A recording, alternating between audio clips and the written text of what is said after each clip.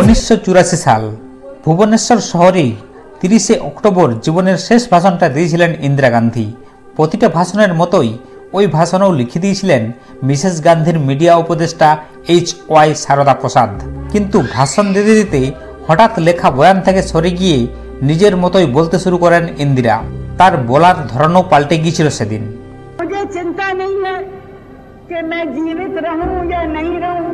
তিনি বলেছিলেন, আমি আজ এখানে রয়েছি, কাল নাও থাকতে পারি। এটা নিয়ে আমি ভাবি না যে আমি থাকলাম কি না, অনেক দিন বেঁচেছি। আর আমার গর্ব আছে যে আমি পুরো জীবনটাই দেশের মানুষের সেবার কাজে লাগাতে পেরেছি বলে। আর শেষ নিঃশ্বাসটা নেওয়া পর্যন্ত আমি সেটাই করে যাব। আর যেদিন মরে যাব আমার রক্তের প্রতিটা ফোঁটা ভারতকে আরো মজবুত করার কাজে লাগবে। सेवा ही में जाए और जब मेरी जान जाएगी उसके खून एक भारत को जीवित करेगा। ভাষণ দিতে দিতে তিনি ইমোশনাল হয়ে পড়েছিলেন। সেদিন কোন ঘটনা তার মনে পড়েছিল, কোন ঘটনার জন্য এবং কিভাবে তিনি তার মৃত্যুর আভাস আগেই পেয়েছিলেন, কোন ঘটনা তার মনে বারবার ঘুরপাক খাচ্ছিল। তো বন্ধুরা, সেই নৃশংস ঘটনা আজকে আমরা এই ভিডিওতে জেনে নেব। তোমাদের কাছে আমার অনুরোধ, ভিডিওটি শেষ পর্যন্ত দেখো। 1984 6 জুন ঘড়ির কাঁটা প্রায় 7:30টার ঘর ছুঁই ছুঁই করছে। ভারতের অন্যান্য অংশে যখন সবাই দিন শুরুর প্রাত্যহিক কাজে ব্যস্ত, ভারতীয় সেনাবাহিনী তখন আকাল তখত খ্যাত শিখ মন্দির ভেঙে গুড়িয়ে দিতে 150 মিলিমিটার অতি শক্তিশালী বিস্ফোরক স্কোয়াশ হেডসেল বিশিষ্ট ট্যাঙ্ক নিয়ে এগিয়ে চলেছে। তারা চলেছে ইতিহাস বিখ্যাত, বলা ভালো কুখ্যাত অপারেশন ব্লু স্টার সফল করতে। নমস্কার বন্ধুরা, আজ আমরা জানবো অপারেশন ব্লু স্টার কি, এই ঘটনা ইন্দিরা গান্ধী হত্যা কিভাবে ডেকে এনেছিল। সমস্ত বিষয় আমি এই ভিডিওতে আলোচনা করব। ভিডিওটি দেখার সাথে সাথে সমস্ত বিষয় তোমাদের পরিষ্কার হয়ে যাবে। তো আমার অনুরোধ, ভিডিওটি শেষ পর্যন্ত দেখো। সেনাবাহিনীর অবস্থান শিখদের প্রধান তীর্থস্থান অমৃতসর মন্দিরের ঠিক উল্টো দিকে। মন্দিরের প্রধান দুটি ভবন দখল করে নিয়েছেন গোড়া এক শিখ গুরু সন্ত জার্নেল সিং ভিন্দ্রানওয়ালে। শিখ নেতা ভিন্দ্রানওয়ালের দাবি শিখদের অন্য আলাদা একটি স্বাধীন ভূখণ্ড গঠন করা, সেই ভূখণ্ডের নাম হবে খলিস্তান। তার এই অন্যায় আবদার প্রতিহত করতে 5 দিন ব্যাপী যুদ্ধ করে প্রায় 492টি প্রাণের বিনিময়ে ধর্মনিরপেক্ষ ভারতের স্বতন্ত্রতা বজায় রাখার সংগ্রামে লিপ্ত হয় ভারতীয় সেনাবাহিনী। 1984 সালে বিসিসির দিল্লি প্রতিনিধি স্যার মার্ক টালি শিখদের এই দাঙ্গার পুরো ঘটনাটি কভার করেন। চারিদিকে তখন দুশ্চিন্তার দামামা বাজছে। জার্নালের সমর্থকদের দিকে বয়ে যাচ্ছে রক্তের বন্যা। তাদের অন্ন, বস্ত্র, বাসস্থানের সংস্থানও প্রায় বন্ধ হওয়ার উপক্রম হয়ে উঠেছিল। প্রায় 6 বছর ধরে জার্নেল শিখদের বোঝানোর চেষ্টা করেছিলেন, এভাবে হিন্দু অধ্যুষিত ভারতে গোলামের মতো বেঁচে থাকার কোনো মানেই হয় না। এতে না আছে সম্মান, না আছে ক্ষমতা, বাঁচতে হবে বীরের মতো। তার সে দীক্ষায় দীক্ষিত হয়ে এগিয়ে আসে টগবগে রক্তের তরুণ কিছু প্রাণ। গরম মাথা নিয়ে গুরুর কথায় তারা ঝাঁপিয়ে পড়ে গোটা পাঞ্জাব জুড়ে। আক্রমণ চালায় পুলিশের উপর, ছিনিয়ে নেয় সরকারি অর্থ, অবাধে চালায় খুন, লুটতরাজ, আতঙ্কিত করে তোলে স্থানীয়দের। তাদের মাথায় তখন একটি চিন্তা, স্বাধীন একটি ভূখণ্ড চাই চাই।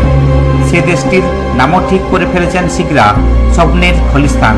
খলিস্তান সৃষ্টির জন্য পরিচালিত এই আন্দোলনকে বলা হয় খলিস্তান মুভমেন্ট। তৎকালীন ভারতীয় প্রধানমন্ত্রী ইন্দিরা গান্ধী জার্নেল সিংকে তার মিত্র হিসেবেই দেখতেন। জনপ্রিয়তার তুঙ্গে থাকা জার্নেল রাজনৈতিকভাবে তার কাছে আসতে পারে বলে ভেবেছিলেন ইন্দিরা। কিন্তু বন্ধুত্বের সে হাত উপেক্ষা করে শিখ গুরু যখন তার বিরুদ্ধে চলে যায়, তখন সরকারের পক্ষ থেকে কোনো পদক্ষেপ নেওয়া হয়নি।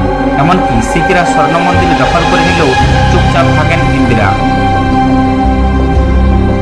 পাঞ্জাবের সাধারণ মানুষের জীবন নিয়ে যখন টানাটানি হয়ে যায়, তখন তিনি বাধ্য হয়ে ভারতের সামরিক বাহিনীকে মাঠে নামান। মার্ক টালির ভাষ্যমতে কাজটি তিনি করেছিলেন যাতে ভারতীয়রা তার উপর থেকে বিশ্বাস না হারায়। কাজেই স্বর্ণমন্দির এলাকায় তৎপর হয়ে ওঠে ভারতীয় সেনাবাহিনীর বিহার রেজিমেন্ট। বিহারের রেজিমেন্টের তৎপরতা দেখে চুপ করে বসে থাকার বান্দা জার্নাইল নন। বেপরোয়া হয়ে আকাল তখতে এক সংবাদ সম্মেলনের আয়োজন করেন তিনি। ভারতীয় সেনাবাহিনীকে সমুচিত জবাব দিয়ে দেবেন জানিয়ে দেন স্পষ্টভাবে। জার্নাইল নমনীয় না হলে রক্তারক্তি শুরু হয়ে যাবে, তার টের পেয়েছিলেন সরকার। এদিকে পাঞ্জাবের ক্রমশ খারাপ হতে থাকা অবস্থা থেকে জনসাধারণকে মুক্তি দিতে তাড়াহুড়ো শুরু করে দেন সেনাবাহিনী। সাংবাদিকদের সবাইকে পাঠিয়ে দেওয়া হয় পাঞ্জাবের বাইরে।